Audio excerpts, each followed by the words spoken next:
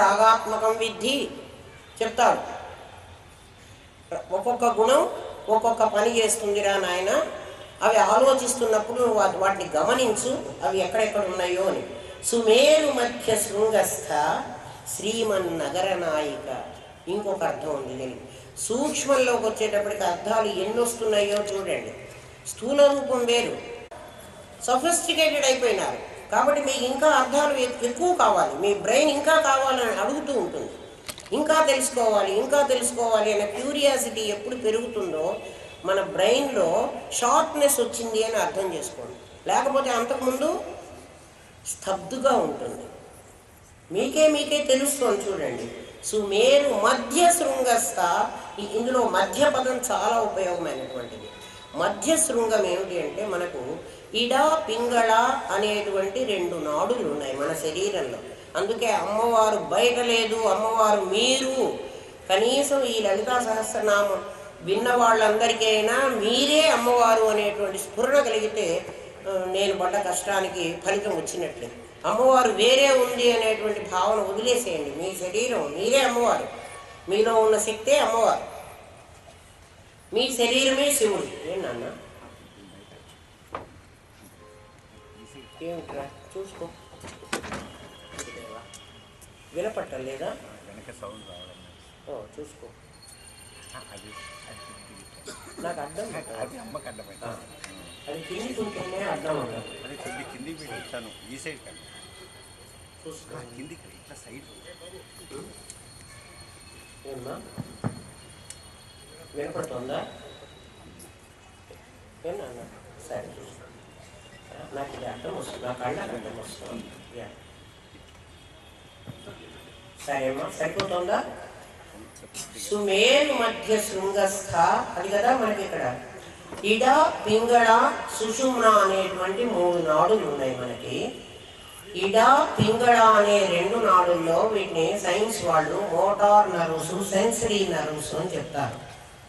అంటే బ్రెయిన్ నుంచి శరీరానికి విషయాలను పంపించేది ఒకటి, శరీరంలో నుంచి విషయాలను బ్రెయిన్కి చేర్చేది ఒకటి. రెండు ఉంటాయి. వాటికి సంస్కృత భాషలో ఇడ పింగళ అని పేరు. ఆ రెండిటికి అంటే మనం నడుస్తూ ఉన్నాం, అక్కడ అడ్డంగా ఒక పాము కనిపించింది, వెంటనే అక్కడ ఒక పాము ఉంది అని కళ్ళు చూసి బ్రెయిన్కి చెప్పేస్తే బ్రెయిన్ నుంచి ఇంకొక ఆర్డర్స్ వస్తాయి. ఏమని? కాలు ముందుకు పెట్టవాకు, కాలు పైకి పెట్టేస్తున్నావు, జాగ్రత్త, బాత్రూంలో వెళుతున్నావు, అక్కడ కింద నీళ్లున్నాయి, కాలు పెడితే పడిపోతావు, నీళ్లు ఉన్నాయి, ఇక్కడ పడలుంది అని చెప్పినటువంటిది ఒకటి. అక్కడ కాలు కేర్ఫుల్గా పెట్టు, లేకపోతే కింద పడతావు అని చెప్పేది ఇంకొకటి. మీకు అర్థం అవడం కోసం చెప్తున్నాను. ఒకటి బయటి విషయాలన్నీ లోపలికి చేరుస్తుంది, మరొకటి లోపల నువ్వు ఎంత జాగ్రత్తగా ఉంటే నీకు ఆ ప్రమాదం తప్పించుకుంటావో నీకు లోపల నుంచి ఆర్డర్స్ ఇస్తుంటుంది. అది మన బ్రెయిన్ చేసేటువంటి పని. మోటార్ నర్వ్స్, సెన్సరీ నర్వ్స్ అందరికీ పనిచేస్తాయి. డాక్టర్లను అడిగితే మీకు ఆ నరాలను చూపిస్తాడు కూడా. చూపిస్తాడు అంటే శవం మీద చూపించగలడు, మరి మీలో చూపించలేడు. మీలో నేను చెప్పగలను సూక్ష్మంగా. ఇప్పుడు ఇది సూక్ష్మరూప వర్ణన కదా, సూక్ష్మంగా చెప్పినప్పుడు మీకు అర్థం అవ్వాలి. ఫిజికల్గా చూపించేది కాదు ఇది. డాక్టర్ అడిగితే చూపిస్తాడు. అనాటమీ వాళ్ళ దగ్గరికి వెళ్ళి, నాయన మోటార్ నర్వ్స్, సెన్సరీ నర్వ్స్ ఎక్కడ ఉంటాయో చెప్పండి మాకు అంటే వాళ్ళు చెప్తారు, చూపిస్తారు. మీరు ఫిజికల్గా చూపించగలరు. దీని లోపల ఈ రెండింటి మధ్యలో సుషుమ్న అనేటువంటి ఒక నాడి ఉంది. సుషుమ్న మధ్య నాడి. ఇడ పింగళ సుషుమ్న. ఇడ పింగళ సుషుమ్న కాదు, ఇడ పింగళ మధ్యలో సుషుమ్న. సుమేరు మధ్య శృంగస్థ, మధ్యలో ఉంటుంది అంటే సుషుమ్నలో ఉంటుంది. ఎట్లా చెప్తున్నారో వినండి. సుషుమ్న నాడిలో ఈ శక్తి ఉంటుంది. ఇది ఎక్కడ ఉంటుంది అంటే మూలాధారంలో ఉంది. అవరోహణ క్రియలో వచ్చి మూలాధారంలో పడుతుంది. ఆరోహణ క్రియలో ఆవిడ్ని పైకి తీసుకురావాలి. సుషుమ్న అనేటువంటి ఆవిడ ఎప్పుడు లేస్తుందో చెప్పన, పతంజలి యోగ శాస్త్రంలో ప్రాణ అనల సంయోగంతో కుండలిని ప్రబోధం అవుతుంది అని చెప్తారు. ప్రాణ అనల సంయోగం, ప్రాణవాయువు అపానవాయువు ఈ రెండు కలవాలి. అపానవాయువు కిందికి వెళ్ళిపోతుంది, ప్రాణవాయువు పైకి గాలి పీల్చి మళ్ళీ బయటకు వస్తూ ఉంటుంది. దీన్ని కిందికి పంపించగలగాలి, దాన్ని పైకి లేపగలగాలి. ఈ రెండు ఎప్పుడు కలుస్తాయో దాన్ని ప్రాణ అనల సంయోగం అంటారు. ఆ సంయోగంతో కుండలిని ప్రబోధం అవుతుంది. అది చాలా కష్టం. ఎవరు కూడా సంసారాలు చేయకూడదు, చేయవాకండి, ప్రయత్నం చేయవాకండి. దానికి గురువు దగ్గర ఉండాలి. గురువు దగ్గర ఉండి గురువు సాన్నిధ్యంలో ఆయన గైడెన్స్లోనే ఈ పని చేయాలి. ఎవరైనా నేర్చుకునేవాళ్ళు యోగాకి వెళ్తున్నాం, అది యోగా కాదు అసలు. మీరు ప్రాణాయామం చేస్తూ దాని యోగా అని మీరు పేరు పెట్టుకుంటున్నారు. ఏమి యోగా చేస్తున్నారు? జీవాత్మని పరమాత్మలో అనుసంధానం చేయడం యోగా. అంటే మనం హాఫ్ నాలెడ్జ్తో పిచ్చి వాళ్ళు అయిపోతున్నారు. అందుకే నాకు పెద్దగా అరిచి చెప్పాలను. అసలు కొండారెడ్డి గురించి పెద్దగా అరుద్దామని ఉంటుంది. నా ప్రాణానికి ఇంత అమాయకంగా అయిపోతున్నారే ప్రజలు, వీళ్ళకి ఇచ్చినటువంటి బుద్ధిని ఉపయోగించుకోవడం లేదే. నాకు ఒకప్పుడు చాలా అట్లా అనిపించేది. ఆ కొండారెడ్డి గురించి పెద్దగా అరుద్దాము, వినండరా, ఎందుకు ఇట్లా పాడైపోతారు? మానవ జన్మ చాలా శ్రేష్టమైంది, మనకు వచ్చింది, బై డిఫాల్ట్ మనకు వచ్చింది మానవ జన్మ.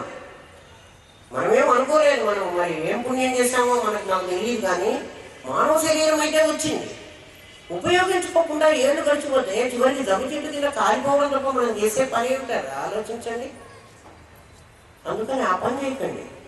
సుమేరు మధ్య శృంగస్థ ఆ కుండలిని ప్రబోధం చేసుకోవాలి.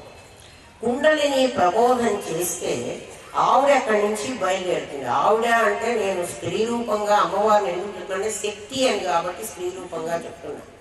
ఆ శక్తి ఎలా బయలుదేరుతుంది అంటే సుషుమ్నలో నుంచి థర్మోమీటర్లో మనం జ్వరం కొలుచుకోవడానికి 4 కింద పెడితే ఒక సన్న నల్లటి తీగ వస్తుంటుంది చూడండి. ఆ ఉష్ణానికి పాదరసమే అట్లా వస్తుంది.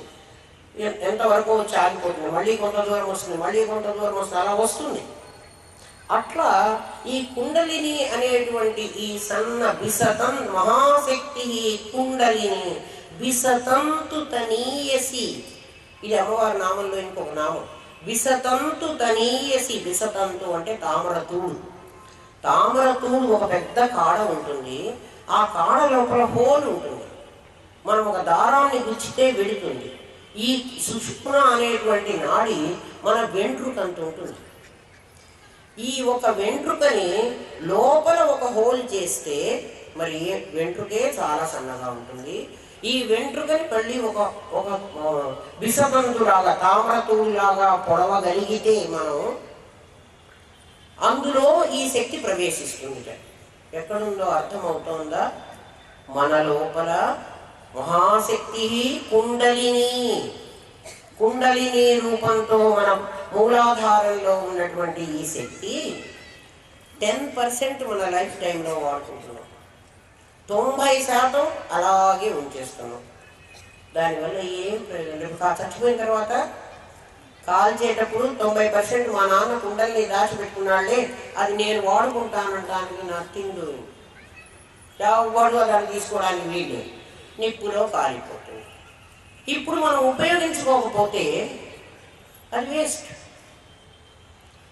మనం అన్ని పనులు చేయడానికి 10% ఉపయోగించుకుంటున్నాం. చూడండి, మన ఇట్లా నుంచోబెడుతున్నది ఆ కుండలిని శక్తి. అది మధ్యలో సుమేరు మధ్య శృంగస్థ, మధ్య శృంగంలో ఉన్నది అంటే ఇది అర్థం.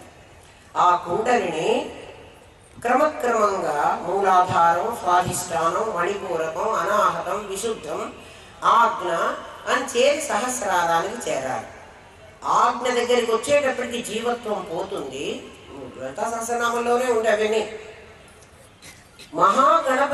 ఆవిడ మహాగణపతిని వెంట పెట్టుకుని, అంటే గణేశుణ్ణి వెంట పెట్టుకుని మహాగణపతి చేయడం కోసం కిందికి వచ్చి మూలాధారంలో పడుకుంది. సూక్ష్మరూప వర్ణన.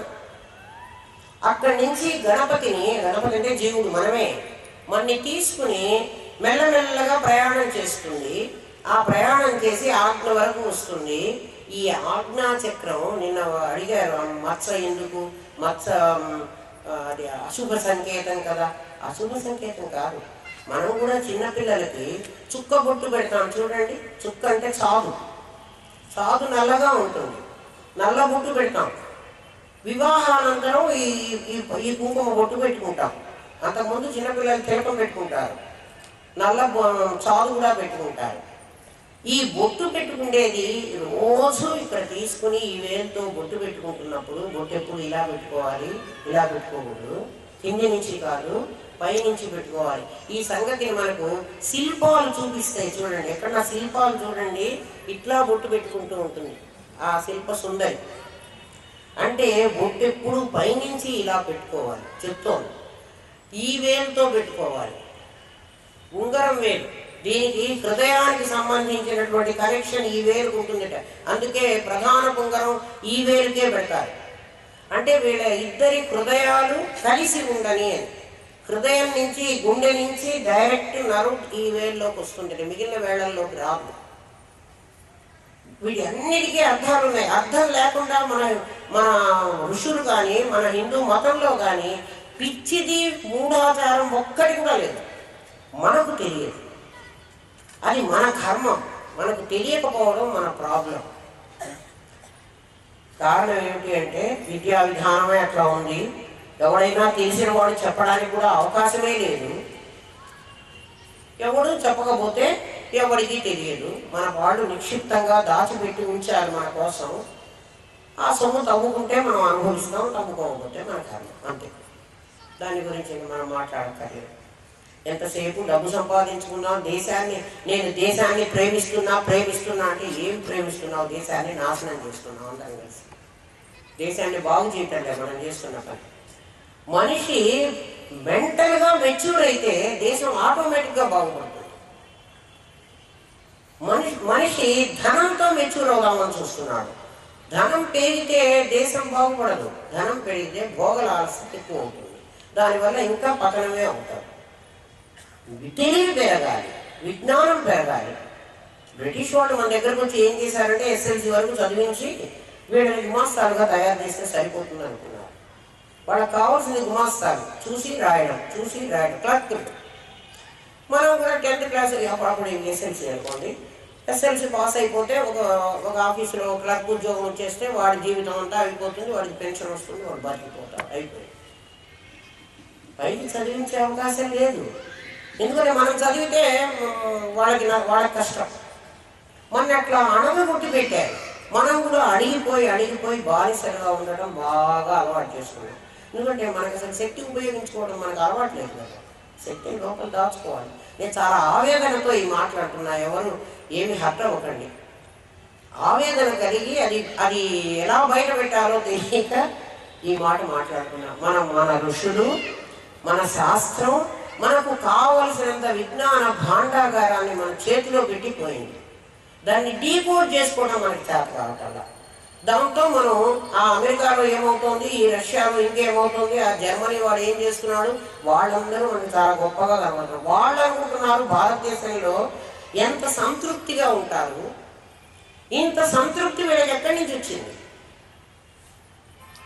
వీళ్ళు ఎలా ఉండగలుగుతున్నారు అంటే భారతదేశంలో 2000, 3000 రూపాయల సంపాదనతో కూడా నెలగడుపుకునే వాళ్ళు కొన్ని వేల కుటుంబాలు ఉన్నాయి. మనకు 50,000, 100,000 జీతాలు అక్కర్లేదు.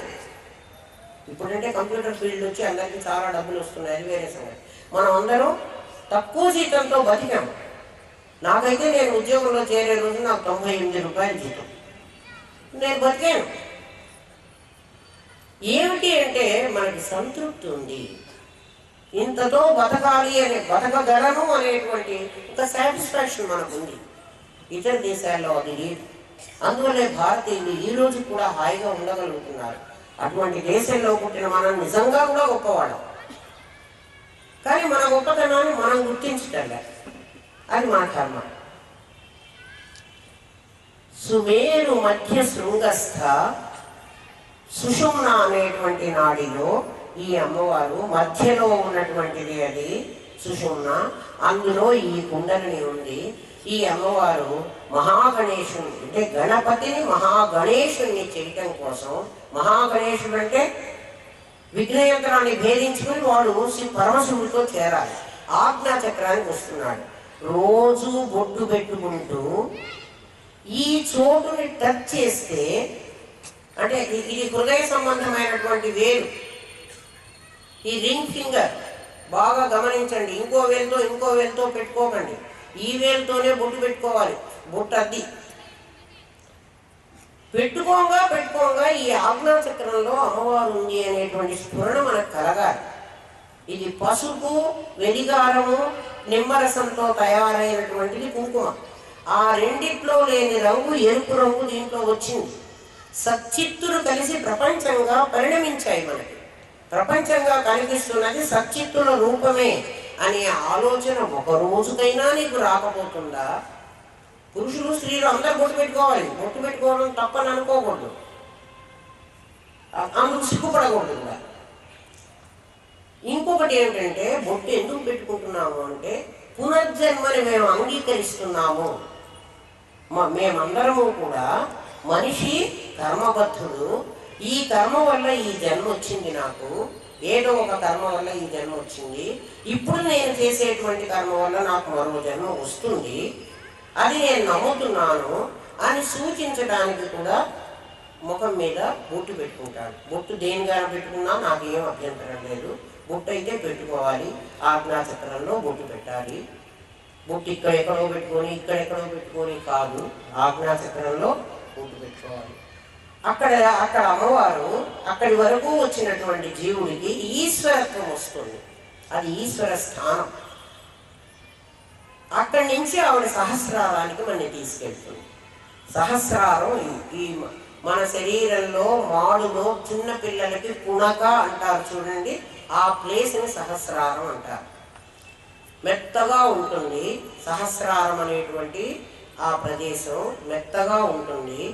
ఇక్కడ గనక ఒక మేకు కొట్టగలిగితే, ఊహలో నిజంగా మేకులు కొట్టవాకండి, ఇక్కడ ఒక మేకును కొట్టగలిగితే అది సరిగ్గా 90 డిగ్రీలలో కిందికి వెళ్ళి మూలాధారంలో పడుతుంది. అంటే అలా ఉంది కుండలి. ఆ కుండలిని ఏం చేస్తుందంటే, మనం ఎట్లయినా ఇట్లా కూర్చుంటే కూడా అది ఇట్లా కూర్చుంటుంది. చూడండి, మనం కూర్చొని వంగిపోతాం ఒక్కోసారి ఇట్లా, వెంటనే కొంతసేపటికి ఇట్లా లేస్తాం. చూడండి ఎందుకు లేస్తున్నాం, ఇప్పుడైనా గమనించారా? ఇప్పుడు అమ్మవారు మన లోపల ఉందా, ఆ ఊళ్ళో ఎక్కడో ఆ గుళ్ళో ఉందా, కాళిమ్మ గుళ్ళో ఉందా? మన లోపల ఉంది. మన లోపల ఉన్నామని మనం గుర్తించటంలే. గీతలో అదే చెప్పాడు పరమాత్మ, ఈశ్వర సర్వ దేహానాం వృత్తేచే అర్జున తిష్టతి. ఉన్నాడురా నాయన నీ లోపల. మన ఇంటికి ఎవరన్నా వచ్చి, నేనే మీ ఇంటికి వచ్చాను అనుకోండి, కాసేపు హాల్లో వచ్చి కూర్చున్నాను, మీరు నన్ను పలకరించకుండా వంటింట్లో మీ పనులన్నీ మీరు చేసుకుంటున్నారు అనుకోండి, నాకేమనిపిస్తుంది? ఎందుకురా వీళ్ళు ఇంటికి వచ్చాను, కనీసం అమ్మ వచ్చారా అని కూడా వీళ్ళు మాట్లాడించలేదు, కాసిన మంచినీళ్ళన్నా ఇవ్వలేదు కదా, ఎందుకు వీళ్ళ ఇంటికి నేను వెళ్ళాలి అనిపిస్తుందా అనిపించదా? ఈశ్వర సర్వదేహానాం వృద్ధేసే అర్జున తిష్టతి అని చెప్తుంటే, పరమాత్మ మనలో వచ్చి కూర్చున్నాడు అని చెప్తుంటే, వాడిని ఒకసారైనా పలకరించారా? ఎంతసేపు నా పెళ్ళాం, నా పిల్లలు, నా ఆస్తి, నా వ్యవహారం, నా స్నేహితులు, నా ఊరు ఏమిటో మరి. ఒక్కసారి అంతర్ముఖమై లోపల ఉన్నావా నాయనా? నువ్వు వచ్చి చాలా ఏళ్ళైందా కూర్చున్నావా? నేను నిన్ను గమనించనే లేదే. ఈరోజు అక్కడ ఎక్కడికో వెళితే ఆవిడ చెప్పే వరకు నాకు నా దగ్గర ఉన్నట్టు తెలియలేదే. అయ్యో ఇప్పటికైనా నేను తెలుసుకున్నానులే, వచ్చావా ఉన్నావా అని ఒక్కసారి అడగండి, ఎంత సంతోషపడతాడో. మీకు ఎటువంటి జ్ఞానాన్ని ఇస్తాడో ఆయన. పలకరించండి. ఎలా ఉంటాడు అంటే ఆయన ఎలా ఉంటాడో చెప్తాను. ఇంకా తర్వాత ఉంది లలితా సహస్రనామం. పిచ్చివి కావమ్మా, ఒట్టి నామాలు కాదు అవి. ఒట్టి నామాలుగా అనుకుంటే మరి చాలా పొరపాటు పడతారు. దానికి చాలా అంతరార్థం ఉంది. సుమేరు మధ్య శృంగస్థ శ్రీమన్ నగర నాయిక. నగర నాయిక ఆమె. అందుకని ఏం చేస్తుంది, మనం ఇలా చచ్చుగా పడి ఉంటే స్ట్రైట్గా కూర్చుంటున్నారా లేదా? ఎవరు చెప్తున్నారు మీకు అలా కూర్చోండి అని? ఎవరు మీ లోపల నుంచి ప్రబోధన చేశారు? వాళ్ళకి భాష రాదు, కానీ మీకు అర్థం అవుతాం. మౌన వ్యాఖ్య ప్రకటిత పరబ్రహ్మతత్వం అది. మౌనంగా శంకరాచార్యులు చిన్ముద్ర చూపెట్టేశారు, శిష్యులకు చిన్న సంశయం అయింది. ఆ రోజుల్లో మరి శంకర భగవత్పాదులు ఎలా చూపించగలిగారు, వాళ్ళ శిష్యులు అంత లెవెల్లో అర్థం చేసుకోగలిగారు. మనం అలాంటి వాళ్ళం కాదు. అందుకని అమ్మ మన కోసం దిగొచ్చి భాషారూప బృహత్సేన భావాభావ వివర్జిత అని భాషారూపంగా ఆవిడ బయటపడింది. పాపం భాష అంటే ఏమిటి? మాట చెప్పకపోతే మనకు అర్థం కావటంలా. అందుకని మాట చెప్పడం కోసమని భాషారూపం మౌన వ్యాఖ్య చేయటంలే, మన లోపల మౌన వ్యాఖ్య చేస్తోంది. మిమ్మల్ని ఇట్లా స్ట్రైట్గా కూర్చోమని చెప్పింది ఎవరు? ఆలోచించండి. మన కాలు నొప్పి పుడుతోంది, ఒక పొజిషన్లో నుంచుంటే కాలు నొప్పి పుట్టింది, వెంటనే కాలు పొజిషన్ చేంజ్ చేసుకో. ఎవరు చెప్పారు? చేంజ్ చేసుకుంటున్నావు కదా. కొంతసేపు ఈ కాలు మీద ఈ కాలు వేస్తావు, తర్వాత దాని మీద వేస్తావు. ఎవరు చెప్పారమ్మా? ఏ భాషలో చెప్పారు? చేస్తున్నావా, చేయటం లేదా? అమ్మవారి లోపల కూర్చుని నగర నాయిక నీ బాడీనంతా ఆవిడ కంట్రోల్ చేస్తోంది. ఆవిడ్ని గుర్తించగలే మనం. ఆవిడ్ని ఎక్కడ పెట్టాం మనం? ఆ బొమ్మలో పెట్టేసాం. బొమ్మలో తప్పంటలేదు, ఏబిసిడీ నేర్చుకోవడం తప్పని నేను చెప్పడం లేదు. నేర్చుకోండి, అక్కడే కూర్చోవాకండి, మెల్లగా పైకి రండి, ఆలోచన చేయండి. ఇందులో ఏదైనా మీకు పొరపాటుగా అనిపిస్తే ఇమ్మీడియట్గా నాకు ఒక పేపర్లో రాసి పంపించండి, నాకేం అభ్యంతరం లేదు. ప్రతి పదానికి మీకు అర్థం చెప్తున్నాను, అది ఎందుకు వచ్చిందో కూడా చెప్తున్నా, అది మీ లోపల ఎలా ఉందో కూడా చెప్తున్నాను. ఆలోచించు. సుమేరు మధ్య శృంగస్థ శ్రీమన్నగర నాయిక చింతామణి, అదేనా, చింతామణి గృహాంతస్థ పంచ బ్రహ్మాసన స్థిత.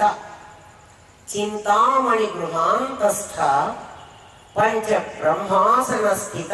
ఇంకా సుమేరు మధ్య శృంగస్థకి మీకు తస్యాసికాయా మధ్యే పరమాత్మా వ్యవస్థితః.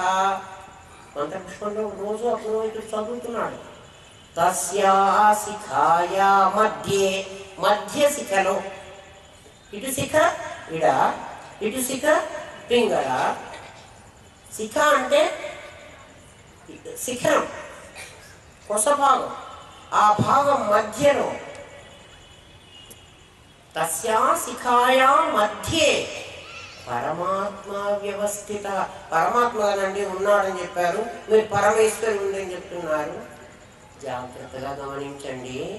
సహస్రాలలో పరమాత్మ ఉన్నాడని చెప్పాను, కుండలిని మూలాధారంలో ఉందని చెప్పాను, వీళ్ళిద్దరికి మధ్య లింక్ సుషుమ్నా నాడి చెప్పాను.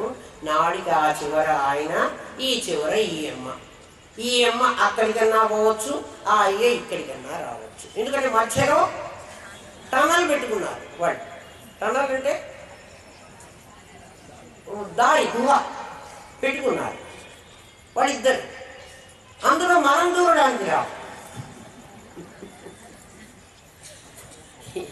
ఎందుకని మనం దూరడానికి రాదన్నారు చెప్పండి మీరు? మనం శరీరంతో ఉన్నాం కదా, దీన్ని వదలలే. మనం గణపతులం, గణవంతా పట్టి పీడుస్తోంది మనని.